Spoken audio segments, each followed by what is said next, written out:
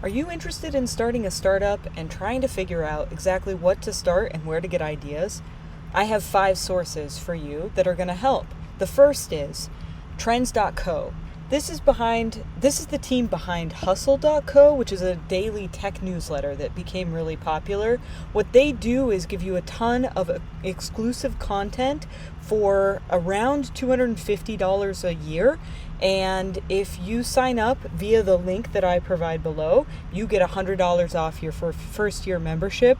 This has been absolutely invaluable. Here's an example of one of their exclusive content articles, and they do these very often, about once per week, I think. And basically what they do is they put together a lot of sources and show you search interest and overall interest about a particular topic. They call these signals, and signals then have insights about where the opportunity might be. Trends comes with a Facebook group, which is very active. If you have questions about how to start your brand, what people think about a particular startup idea, a particular space, networking opportunities, anything like that, I've always seen things get like 10 plus responses on the Facebook community. And usually people respond within minutes or hours at the longest. But it's a great source. I truly have never been part of a better subscription service. But I understand if you don't want to pay for anything, or if you want to try some other opportunities or other alternatives. So another thing that I really like to use is Google Trends. I'm right now interested in creating an influencer company. And so what you can do is go directly to Google Trends and see what people are searching most often. So I'm going to go right back to where I was. I'm interested in influencers who are made by computers. So here is some comparisons of, is that an opportunity that is rising, dropping, that kind of thing. Lil Miquela is an example, and as you can see, interest in her has changed significantly, and you can change these dates so that you can see long-term and short-term interest. Mostly you want something that rises. You also want to be sure to go ahead, and I'm going to show you why it's important before we move to the next source, why it's important to do this from a longer than a full year period. Because if you look at 12 months, clearly swimsuit interest drops in the winter months. And if you look at 5 years, you'll see this dips and troughs, or troughs and peaks. And so be sure to use time to see if your idea is good or bad. Don't just say, hey, it's, interest is dropping. You can also look at the sources below for additional information about where it's trending and, where people are most interested. And that's helpful. So now for the next source. Ubersuggest. So here we're just using search volume again, but in a completely different way. So here I had CGI and virtual influencer. Now you'll notice that the volume for swimsuit was so much more that, of course, it just eclipsed the other. So here's virtual influencer and CGI influencer, and I'm interested because these terms are on an index from 0 to 100.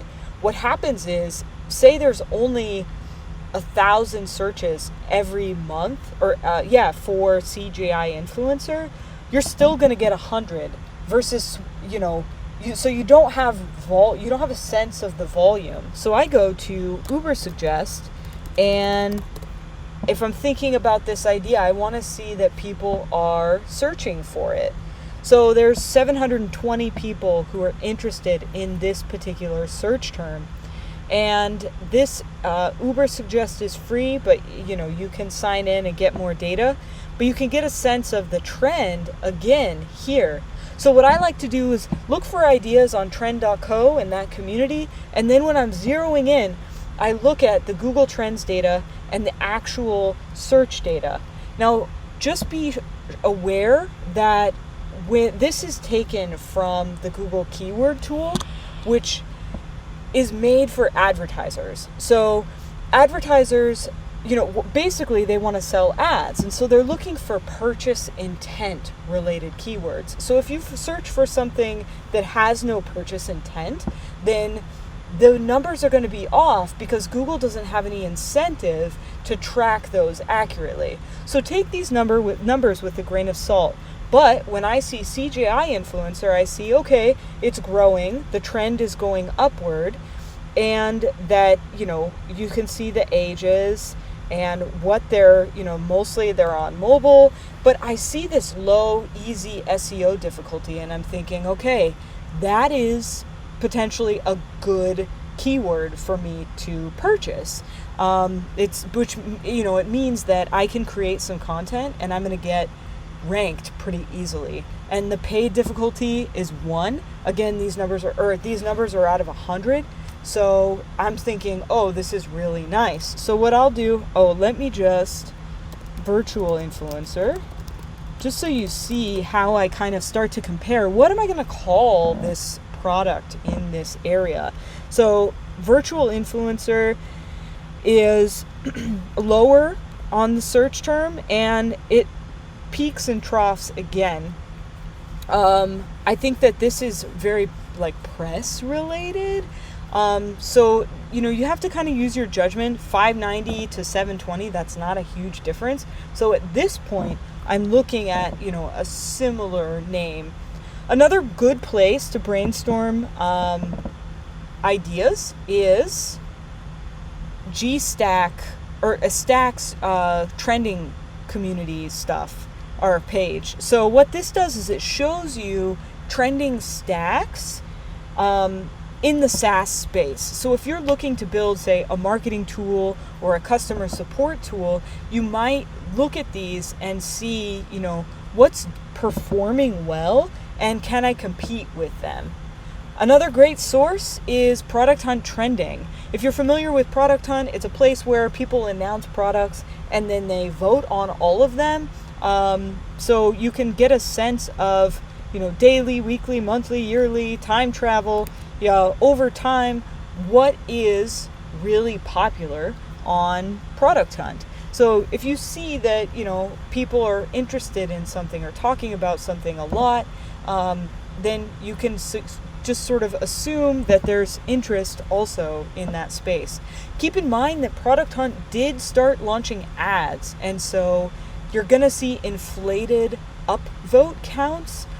So what I would do is, if I was interested in creating,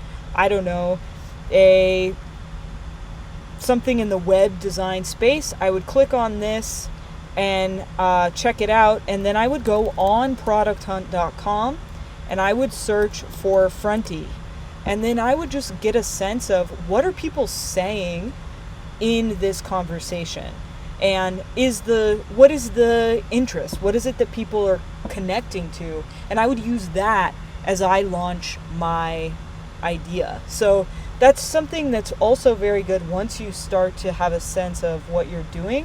And the other thing is keywordtool.io. I love this one. You have to it's a free tool with a paid alternative.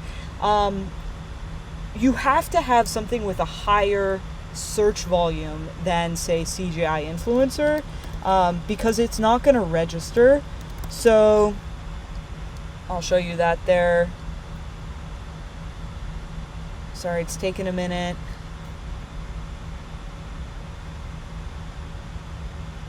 Yeah, so it just doesn't register for that query. But if you have something more popular, say you're interested in building something in the cleaning space, then you can see search trends about what's going on.